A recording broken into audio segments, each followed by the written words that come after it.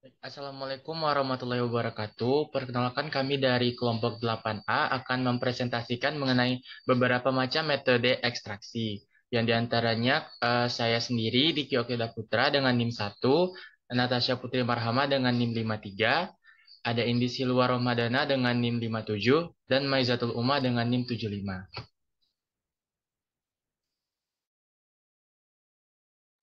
Baik, yang pertama akan membahas mengenai metode ekstraksi dengan metode maserasi. Sebelumnya, apa itu metode maserasi? Metode maserasi adalah metode dengan proses perendaman bahan dengan pelarut yang sesuai dengan senyawa aktif yang akan diambil dengan pemanasan rendah atau tanpa adanya proses pemanasan.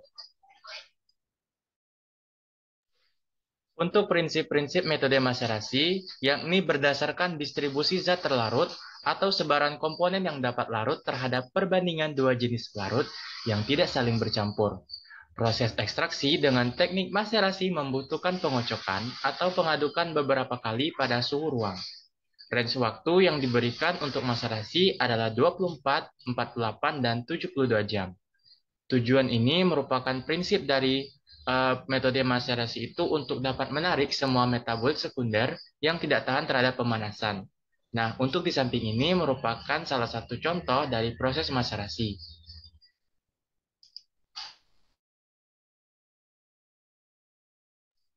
Kemudian membahas tujuan cara kerja dari metode maserasi. Pelarut yang digunakan biasanya dalam metode maserasi adalah etanol 96%, karena disinyalir zat aktif yang akan diambil larut dalam pelarut polar sehingga maserasi yang dilakukan menggunakan pelarut polar. Perendaman dilakukan selama 5 hari, bertujuan agar pelarut dapat menarik senyawa yang akan diambil keluar dinding sel dan larut dalam pelarut etanol 96%. Perendaman dilakukan dengan cara pengadukan yang bertujuan untuk memperbesar luas permukaan yang bersentuhan dengan serbuk, sehingga semua serbuk dapat terkena pelarut dan senyawa aktif dalam pelarut yang digunakan. Tujuan lain dari metode maserasi dalam pengadukan ini adalah untuk memperluas kontak antara serbuk simplisia dengan cairan penyaring, sehingga timbul gaya adesi antara serbuk simplisia dan cairan penyari tersebut. Untuk jenis-jenis maserasi terbagi lagi menjadi tiga, yakni maserasi sederhana, kinetik, dan tekanan. Maserasi sederhana didefinisikan sebagai metode ekstraksi di mana sampel direndam menggunakan pelarut dalam kurun waktu tertentu dengan dan atau tanpa pengadukan pada suhu ruangan. Yang kedua, maserasi kinetik adalah maserasi yang digunakan dengan tekanan yang tidak jauh berbeda dengan maserasi non-kinetik. Karena perbedaannya di sini ada pada titik maserasi kinetika yang terletak pada saat pengadukan dengan kecepatan yang konstan. Kemudian yang terakhir adalah maserasi tekanan yang dimana terletak pada suatu kondisi tekanan yang digunakan dalam proses ekstraksi atau bukan tanpa tekanan ruang, sehingga proses tersebut lebih efektif.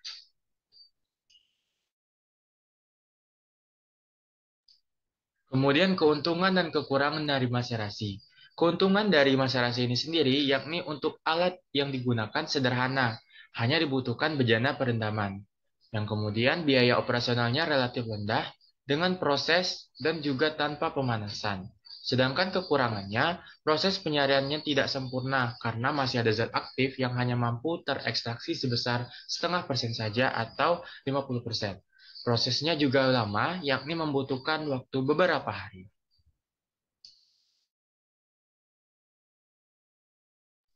Prosedur dalam metode maserasi dicontohkan, yakni yang pertama dimasukkan 250 mg serbuk kering ke dalam maserator yang ditambahkan etanol 96% sebanyak 7,5 kali bobot serbuk dan diaduk. Kemudian dibiarkan termaserasi selama 5 hari dalam maserator tertutup dengan penggadukan setiap hari. Kemudian disaring maserat dan ampas dengan corong bacer, lalu maserat diendapkan selama 2 hari. Untuk proses berikutnya, masyarakat dipisahkan dari endapan dengan hati-hati. Masyarakat diuapkan dalam cawan porselen di atas penangas air atau dengan penguap berputar, sehingga diperoleh ekstrak kental, yang dimana diendapkan kembali dengan etanol berlebih, didiamkan selama 2 hari, hingga disari dengan bantuan pipa penghisap. Berikut adalah video proses maserasi pada ekstrak.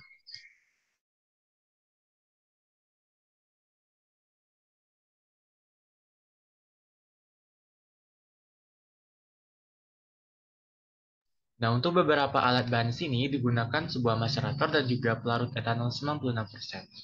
Yang dimana pada proses macerasi ini mempersiapkan sebuah bahan yang mana kayu secang dan daun jambu, dan juga dengan beberapa bahan pengganti lainnya. Yang pertama, pada bahan ini diperkecil terlebih dahulu, kemudian ditimbang, lalu dilakukan pemasukan ke dalam macerator. Kemudian dimasukkan etanol 96% ke dalam tabung ukur untuk diukur terlebih dahulu.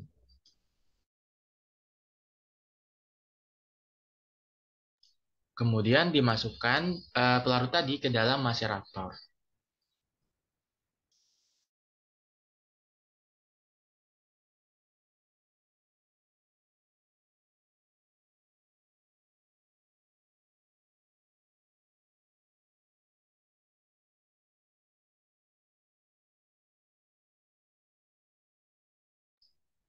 Nah, dalam proses pengadukan inilah beberapa dari metode macerasi tersebut dapat diterapkan.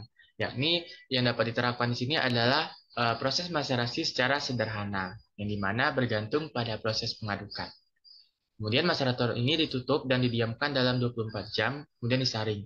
Nah, waktu ini adalah merupakan sesuai dengan prinsip yang dikatakan dalam range waktu yang relatif itu merupakan tahap pertama dalam proses prinsip macerasi. Kemudian dari ekstrak macerasi tersebut dilakukan penyaringan hingga pada macerasi yang kedua dimasukkan kembali pelarut ke dalam macerator sebanyak 1 liter.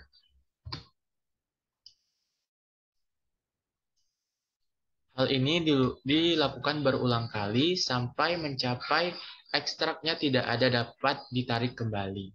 Kemudian eh, didiamkan kembali sebanyak range waktu yang sudah ditentukan. Disaring dan kembali diulang sampai proses titik akhir macerasi.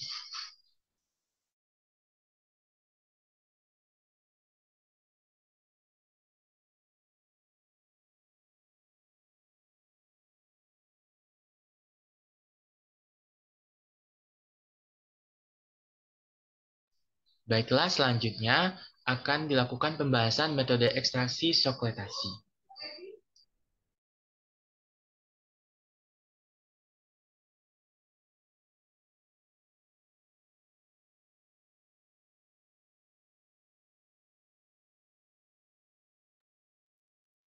Baik, di sini saya akan menjelaskan metode ekstraksi dengan ekstraksi.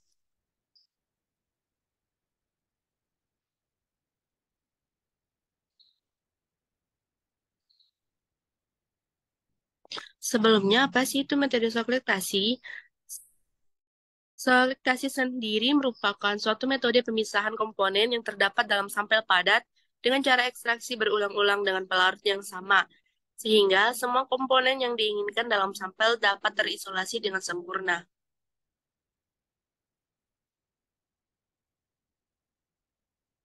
Alat yang digunakan dalam metode sokletasi ini yang pertama yaitu ada labu didi, tabung soklet, serta kondensor.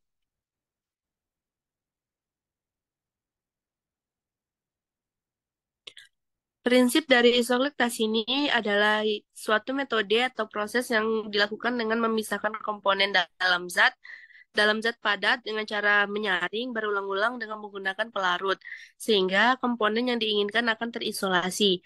Adapun prinsipnya yaitu penyaringan yang berulang-ulang sehingga hasil yang didapat sempurna dan pelarut yang digunakan relatif sedikit.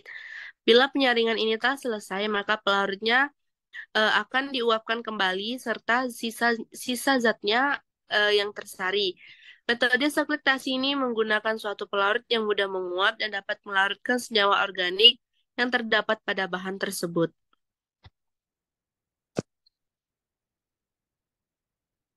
Prosedurnya yaitu metode sekretasi itu dipasang, kemudian serbuk daun akan digunakan 100 gram dibungkus dengan kertas saring, diikat dengan benang, lalu dimasukkan ke dalam labu alas bulat pada soklet.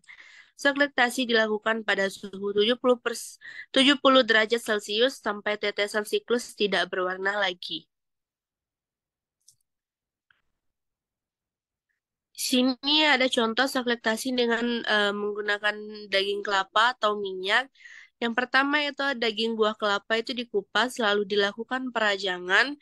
Setelah dilakukan perajangan yaitu dilakukan penimbangan 1 gram, 2 gram ataupun 3 gram. Lalu dilakukan pembungkusan sampel dengan menggunakan kertas saring lalu diikat dengan tali. Dan selanjutnya yaitu penimbangan kembali. Lalu dilakukan saflektasi selama 3 jam. Setelah itu dilakukan pendinginan pada suhu ruang dan dikeringkan dengan oven kurang lebih 1 jam dengan suhu 105 derajat Celcius. Setelah itu dimasukkan ke eksikator selama 15 menit. Selanjutnya dilakukan penimbangan hingga konstan, yaitu dengan 3 kali pengulangan. Perhitungan kadar lemak, lalu yang selanjutnya itu didapatkan kadar lemak dari daging buah kelapa.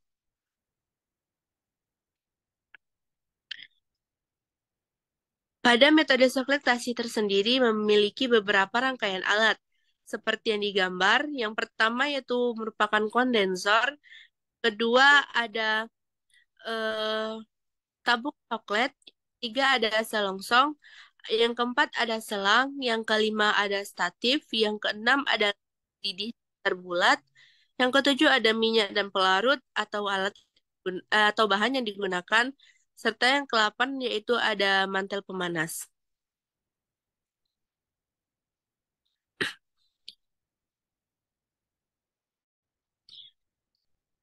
Di sini merupakan video proses ekstraksi dengan menggunakan metode soflektasi.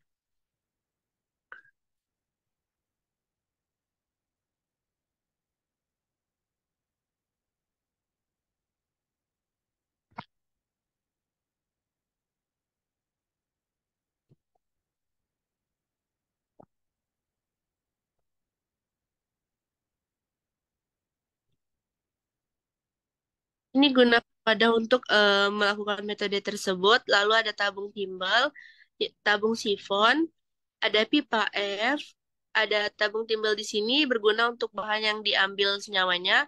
Tabung sifon yaitu sebagai perhitungan siklus. Lalu pipa S itu sebagai jalannya uap dari uap larut yang ada pada labu alas bulat ke kondensor.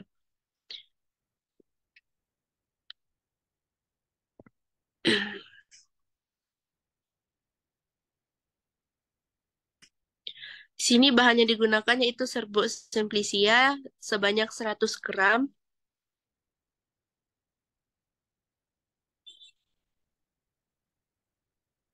Lalu kertas saring dibuat sebagai bentuk selongsong dan diikat dengan tali.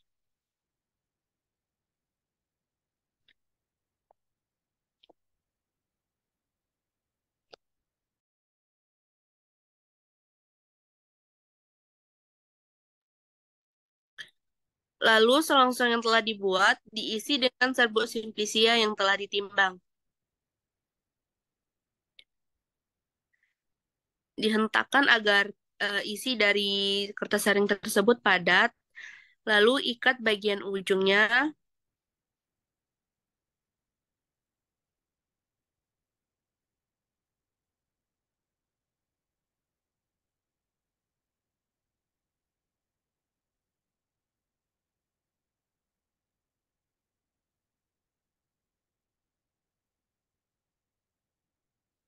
Setelah itu ditambahkan pelarut yang digunakan yaitu etanol 96%. Pelarut yang digunakan itu tidak boleh melebihi 3/4. Lalu selongsong tersebut dimasukkan, pastikan sudah sesuai dan tidak melebihi tabung sifon.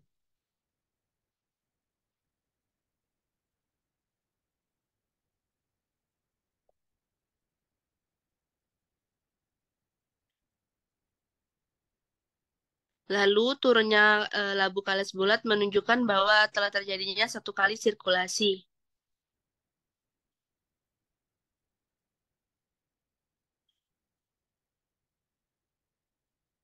Lalu kondensor tersebut dipasang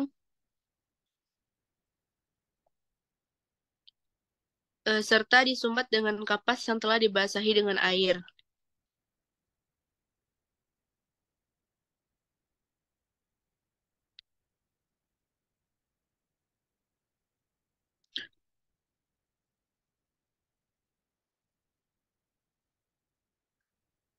Lalu pompa air tersebut dinyalakan.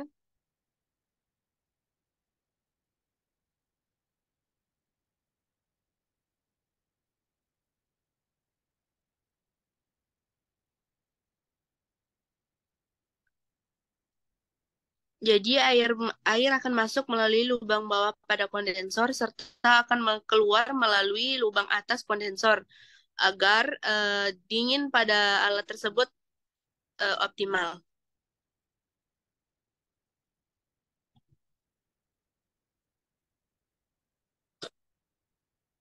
Terjadinya sirkulasi air pada kondensor agar suhu tetap dingin. Lalu dipastikan bahwa semua kondensor agar dingin terlebih dahulu. Jika sudah dingin, akan dinyalakan.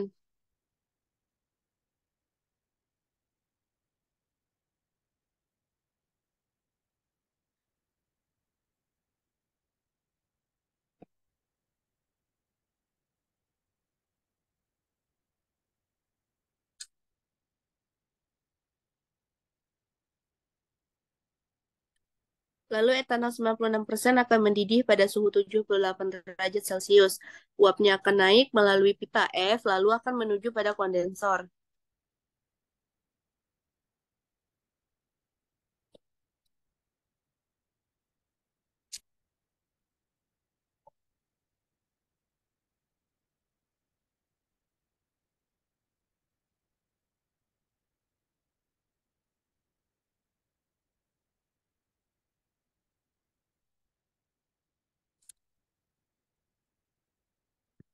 Lalu dari hasil tersebut akan terbentuk tetesan-tetesan pelarut yang baru.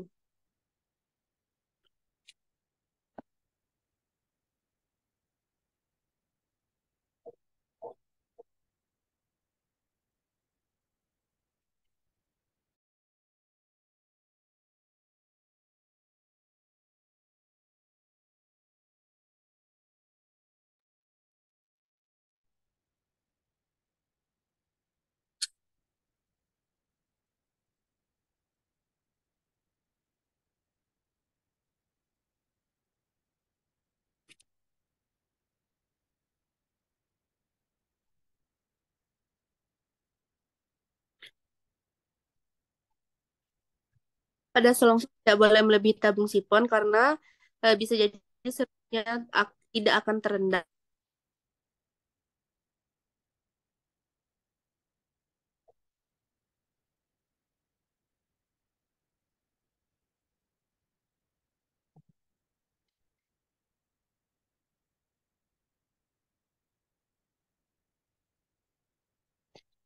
Kelebihan pada metode soflektasi ini yaitu proses ekstraksi yang kontinunya sampai terekstraksi oleh pelarut murni hasil kondensasi, eh, serta membutuhkan jumlah pelarut yang lebih kecil dibandingkan dengan maserasi.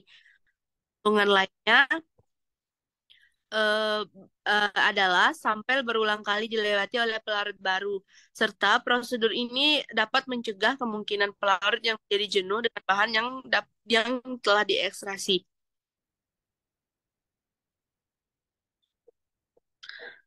Adapun kelemahan dari metode ekstraksi solaktase ini yaitu prosesnya dapat berlangsung dalam waktu yang cukup lama hingga berjam-jam bahkan berhari-hari.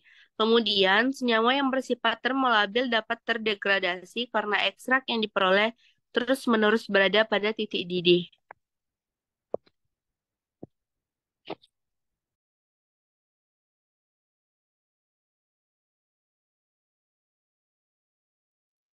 Udah belum, Dik?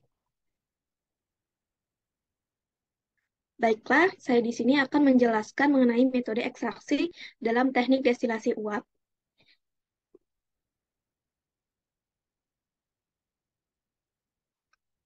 Yang dimana dari pengertian destilasi itu sendiri adalah suatu metode pemisahan suatu komponen dari campurannya berdasarkan perbedaan titik didih antara komponen penyusun campuran tersebut.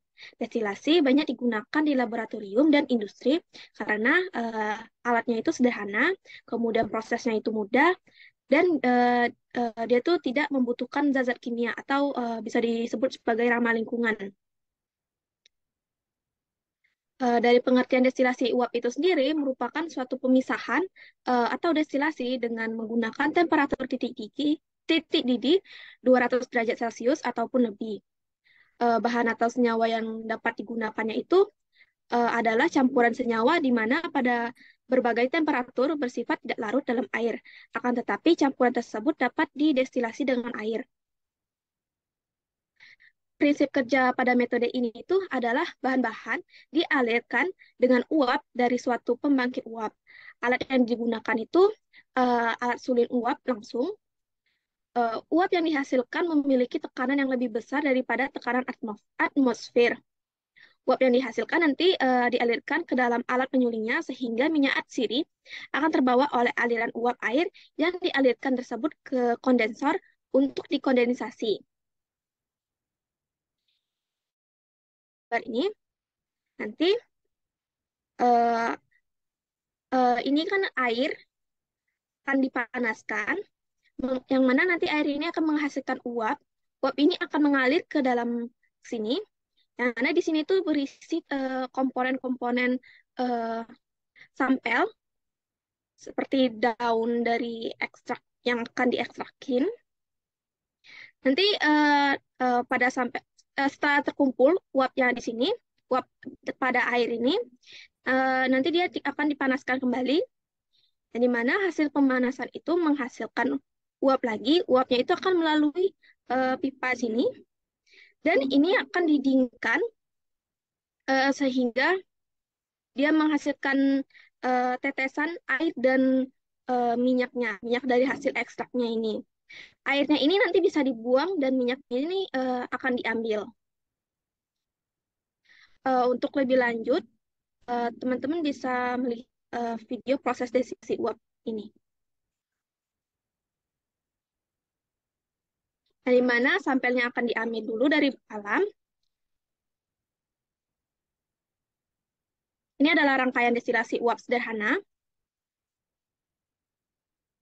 yang mana di dalam sini itu akan diisi dengan air, sedangkan atas ini akan diisi dengan sampelnya.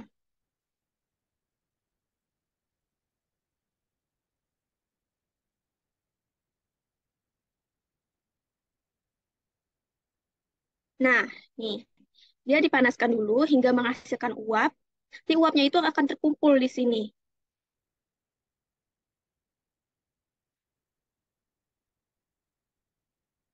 Uapnya itu akan mengikat minyak-minyak yang terdapat di dalam sampel. Kemudian uapnya itu akan mengalir ke kondensor. Kondensor ini berfungsi untuk mendinginkan hasil uap-uap yang terjadi dari proses pemanasan.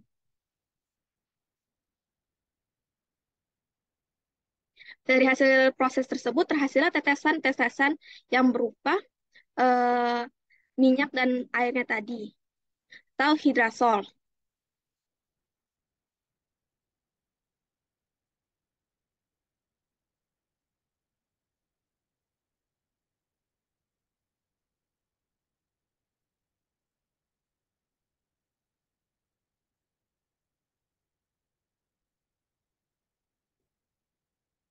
Nah, eh, setelah dilakukan metode destilasi uap ini, apa saja sih kekurangan dan kelebihannya? Yang mana kelebihan dari metode destilasi uap ini adalah bisa menggunakan beberapa katel yang dipasang secara seri dalam satu boiler, sehingga nanti produk yang dihasilkan akan lebih besar. Namun kekurangan dari metode ini tuh adalah dia membutuhkan dana yang lebih besar karena adanya penambahan konstruksi boilernya.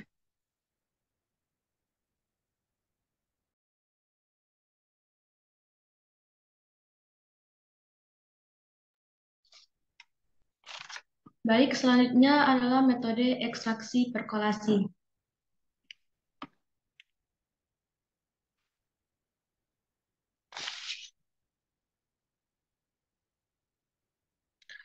Adapun pengertian perkolasi adalah cara penyairan yang dilakukan dengan mengalirkan cairan penyari melalui serbuk simplisia yang telah dibasahi.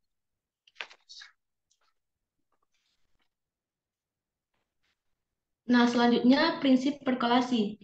Prinsip perkolasi adalah serbuk simplisia ditempatkan dalam suatu bejana silinder yang bagian bawahnya diberi sekat berpori. Cairan penyari dialirkan dari atas ke bawah melalui serbuk tersebut.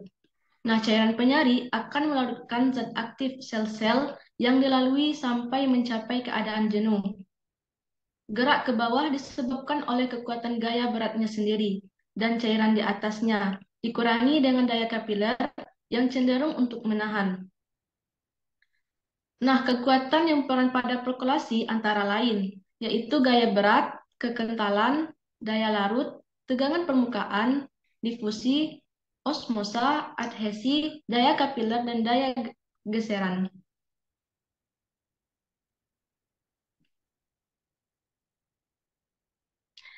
Jenis-jenis perkolasi, yaitu yang pertama perkolasi biasa, di mana perkolasi biasa adalah cara yang paling sederhana dan hanya menggunakan satu perkolator saja dalam prosesnya. Secara umum, langkah-langkahnya diawali dengan merendam simplisia yang derajat halusnya sudah ditentukan ke dalam penyari. Yang kedua, perkolasi dengan tekanan. Perkolasi jenis ini jarang digunakan karena lebih cocok diterapkan pada simplisia yang derajat halusnya sangat kecil. Biasanya, simplisia jenis ini tidak bisa dideteksi dengan perkolasi jenis biasa. Yang ketiga, perkolasi bertingkat. Sesuai namanya, perkolasi ini menggunakan sistem bertingkat. Artinya, ada beberapa perkolator yang digunakan untuk mempermudah prosesnya. Biasanya ada 3 perkolator yang dipakai dan simplisia yang ada pada setiap perkolator tersebut akan diambil dengan jumlah tertentu.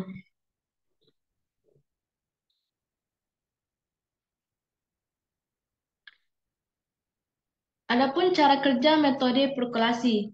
Yang pertama, dibasahi 10 bagian simplisia dengan derajat halus yang cocok dengan 2,5 sampai 5 bagian pelarut. Kemudian dimasukkan ke dalam bejana tertutup sekurang-kurangnya selama 3 jam.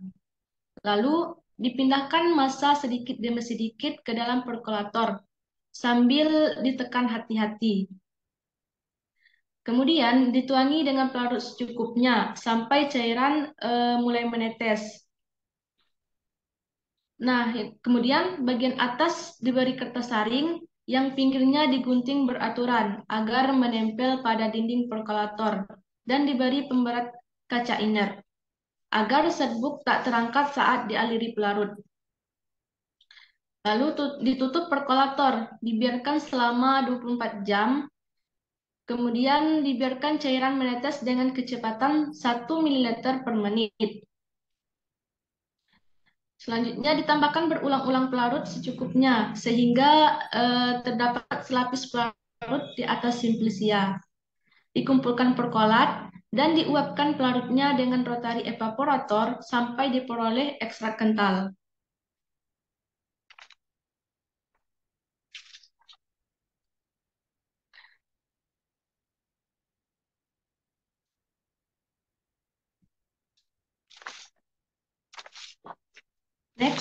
Next ke videonya langsung.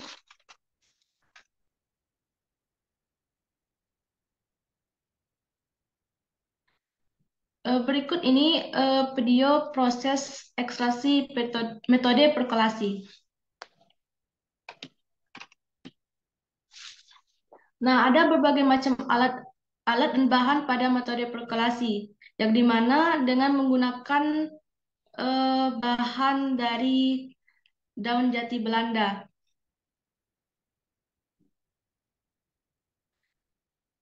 Proses yang pertama itu proses penghalusan simplisia.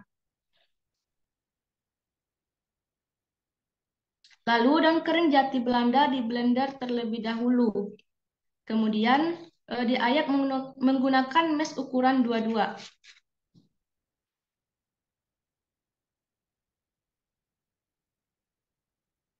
Setelah itu ditimbang simplisia yang sudah diblenderkan tadi sebanyak 40 gram untuk perkolasi. Nah, simplisia tadi dimasukkan ke dalam gelas kimia.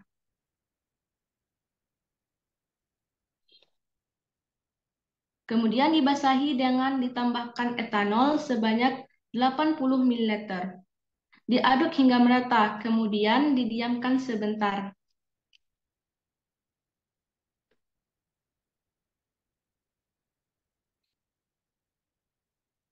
Nah, kemudian disiapkan perkolator dilengkapi dengan kertas saring atau kapas untuk menahan serbuk simplisia. Dipindahkan serbuk simplisia yang telah dimaserasi, masa sedikit demi sedikit ke dalam perkolator.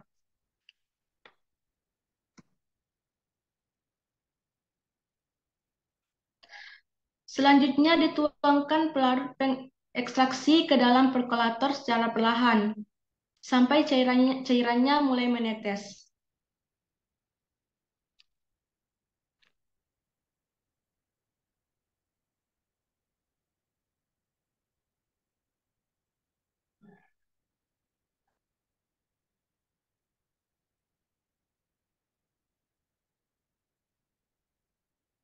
Kemudian diaduk hingga merata.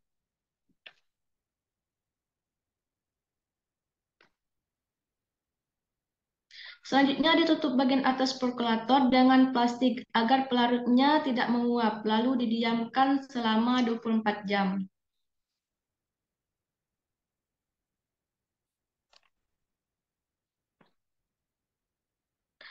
Kemudian ditambahkan etanol.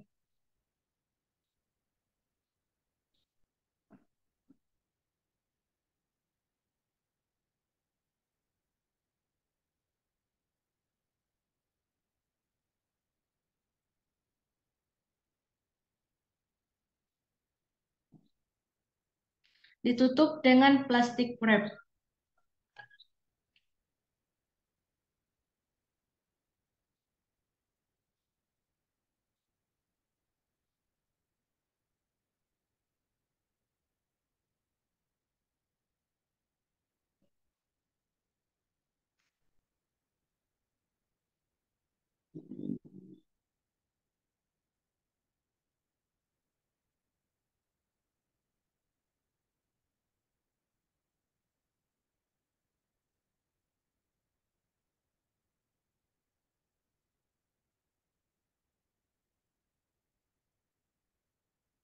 Kemudian ditutup perkolator dengan plastik.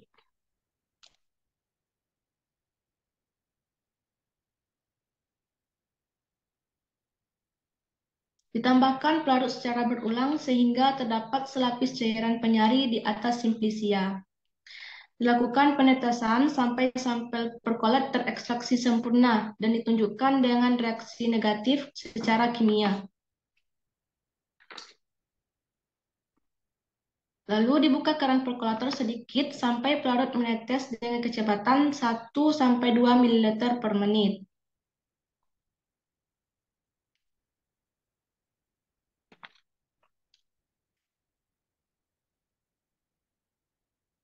Nah, ditutup keran perkolator apabila proses ekstraksi telah selesai. Kemudian dimasukkan sampel ke dalam labu rotary evaporator sampai dipanaskan pada water bath hingga mengental seperti pasta.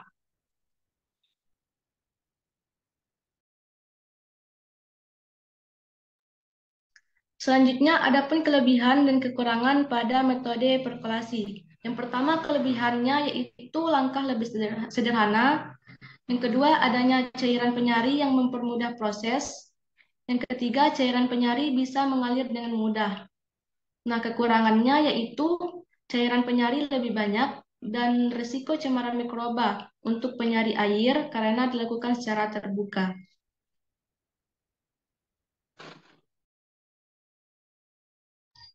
Baik, sekian pemaparan materi dari presentasi kelompok 8. Kami ucapkan terima kasih. Wassalamualaikum warahmatullahi wabarakatuh. Waalaikumsalam.